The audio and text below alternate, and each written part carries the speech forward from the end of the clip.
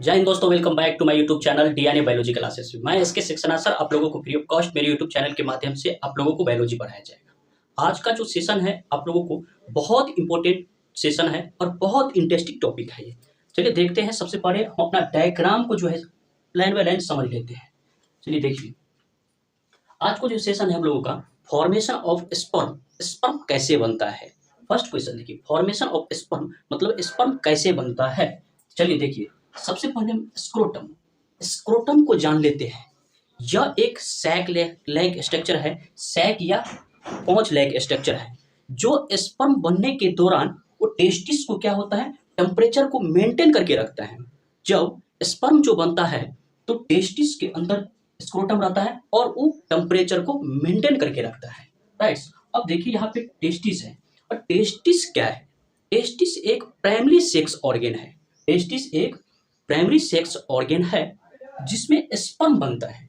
Sperm कहाँ बनता है, टेस्टिस के अंदर जो है स्पर्म बनता है। देखिए फर्स्ट क्वेश्चन था आप लोगों को फॉर्मेशन ऑफ स्पर्म मतलब स्पर्म कहाँ बनता है, तो टेस्टिस के अंदर स्पर्म बनता है। और स्पर्म बनने के बाद जो है एपिडिडर्मिस में क्या होता है, स्टोर हो जाता है और वहां से मेच्योर हो जाता है। टेस्टिस कहाँ बनता है, सॉरी स्पर्म कहाँ बनता है, टेस्टिस में बनता है। और स्पर्म बनने के बाद कहाँ आ जाता है, एपिडिडर्मिस में आ जाता है। और एपिडिडर्मिस जो है वो क्या करता है, स्पर्म को और टेस्टिस को सुरक्षा करता है और स्टोर होकर और मेच्योर होकर यहाँ पे भैंस डिफरेंस एक नस लगा हुआ है। भैंस डिफरेंस एक नस लगा हुआ है, उसके द्वारा यहाँ पे सेमिनल वेसिकल्स में आ जाता है। यहाँ पे सेमिनल वेसिकल्स में आ जाता है। कहाँ, भैंस डिफरेंशिया से होकर स्पर्म जो है आपको सेमिनल वेसिकल्स में आ जाता है और यहाँ पे क्या होता है, रुक जाता है। क्योंकि यहाँ पे देखिए एक ब्लाडर लगा हुआ है, यूरिनरी ब्लाडर मतलब पेशाब की थैली यहाँ पे लगा हुआ है। और इधर से स्पर्म गया यहाँ पे आ गया और इधर से पेशाब मतलब यूरिन निकल रहा है। तो यहाँ पे दोनों एक ही बार में तो फ्लो तो नहीं होगा, क्योंकि यहाँ पे तो रोकने वाला कोई तो एक रास्ता होगा ना भाई। तो यहाँ पे एक ही गेट लगा हुआ है जिसका नाम है प्रोस्टेट ग्लैंड। अच्छा से समझिए, नहीं तो यहाँ पे उड़ जाएगा। देखिए इधर जो है स्पर्म गया, भैंस डिफरेंशिया होकर स्पर्म यहाँ पे सेमिनल वेसिकल्स में आ गया और यहाँ से यूरिन निकल रहा है आपको। तो यहाँ पे तो दोनों तो एक ही बार में तो फ्लो तो नहीं हो सकता है, क्योंकि कोई तो एक ही बार में फ्लो होगा ना। तो यहाँ पे एक गेट लगा हुआ है जिसका नाम है प्रोस्टेट ग्लैंड। क्या नाम है, प्रोस्टेट ग्लैंड। और प्रोस्टेट ग्लैंड से होकर आपको यूरेथ्रा और पेनिस के द्वारा जो है स्पर्म क्या होता है, बाहर हो जाता है। तो चलिए हम सब डायग्राम को अच्छा से समझ लिए हैं। अब देखते हैं यहाँ पे फॉर्मेशन ऑफ स्पर्म। स्पर्म कहाँ बनता है, टेस्टिस के अंदर स्पर्म बनता है। स्पर्म कहाँ बनता है, टेस्टिस के अंदर। और स्पर्म स्टोर और मेच्योर हो जाते हैं। आपको बता दिए थे कि एपिडिडर्मिस में जो है स्पर्म क्या होता है, स्टोर और मेच्योर हो जाते हैं टेस्टिस में बनने के बाद। राइट। अब देखिए सीमेन परसेंटेज, जब स्पर्म बनने के बाद शरीर से बाहर जो निकल जाते हैं मेल में, तो उसको हम स्पर्म नहीं कहेंगे, उसको हम सीमेन कहते हैं। जब स्पर्म बनने के बाद जब इंटरकोर्स के दौरान हम लोगों को स्पर्म बाहर आ जाता है तो उसको हम सीमेन कहते हैं। देखिए सेमिनल वेसिकल्स में आपको 60% सीमेन है आपको, और प्रोस्टेट ग्लैंड में जो आपको 30% सीमेन है, और स्पर्म तो मात्र 10% है।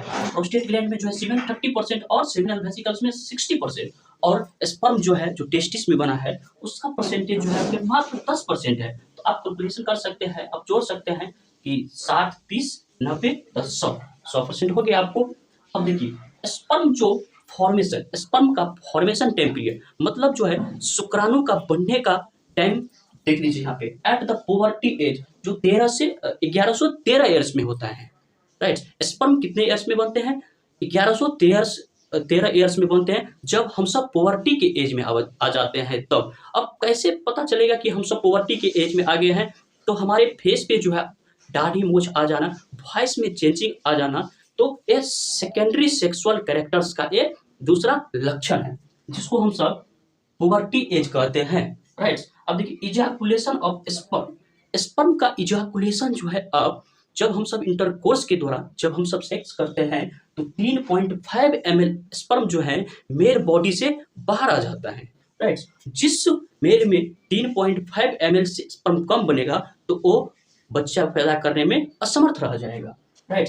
और देखिए 1 ml में स्पर्म जो है 2 से 3 से मिलियन स्पर्म रहता है। 1 ml में 2 से 3 से ml रहता है। 1 ml में 2 से 3 से मिलियन स्पर्म रहता है और मेल बॉडी से सेक्रेट कितना होता है 3.5 ml स्पर्म। आप सोच लीजिए लाखों की संख्या में मेल बॉडी से स्पर्म रिलीज होता है।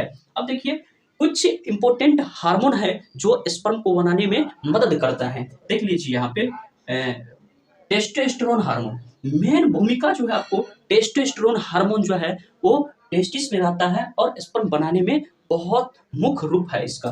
और एस्ट्रोजन हार्मोन और जीएच मतलब ग्रोथ हार्मोन और LH luteinizing hormone, FSH follicular stimulating hormone, इस सभी इंपॉर्टेंट हार्मोन जो है आपको स्पर्म को फॉर्मेशन मतलब स्पर्म को निर्माण करने में, स्पर्म को बनाने में बहुत महत्वपूर्ण भूमिका जो है आपको ये सब इंपॉर्टेंट हार्मोन जो है रोल निभाता है। तो हम सब जो है स्पर्म कैसे बनता है वो आपको पता चल गया और एक बेर में कितने ml स्पर्म रिलीज होता है मेल बॉडी से वो आपको पता चल गया। देखिए हम तो ये बता दिए हैं कि एपिडिडाइमिस में स्पर्म जो है स्टोर होता है और मैच्योर होता है। मुख्य रूप से यहाँ पे स्टोर नहीं होता है स्पर्म जो है एपिडिडाइमिस में मुख्य रूप से स्टोर नहीं होता है, उसको जो है जब मैच्योर हो जाता है तो बाहर निकल जाता है। अब आपको कैसा पता चलेगा?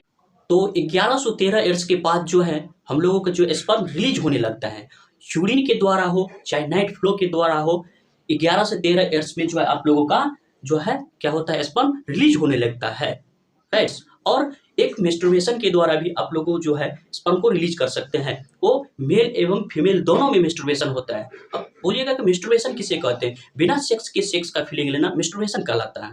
बिना सेक्स किए हैं सेक्स का फीलिंग लेना मेस्टुर्बेशन कहलाता है।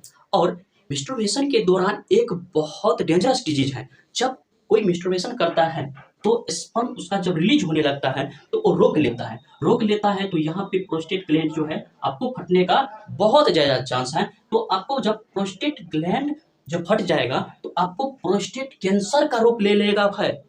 जब मेस्टुर्बेशन के दौरान जब कोई स्पर्म रिलीज करता है तो उसको रिलीज होने दो भाई, उसको रोकिए मत। जब रोकिएगा तो आपको यहाँ पे एक ग्लैंड्स लगा हुआ प्रोस्टेट ग्लैंड्स, ये आपको फट जाएगा। जब फटने के बाद जो है इसमें एक डेंजरस डिजीज हो जाएगा जिसे प्रोस्टेट कैंसर कहते हैं, राइट। तो चलिए आज का सेशन आप लोगों को अच्छा लगा होगा तो प्लीज लाइक एवं सब्सक्राइब जरूर करें। ऐसे इंटरेस्टिंग टॉपिक लेके आएंगे आप लोगों के बीच। चलिए ऑल द बेस्ट।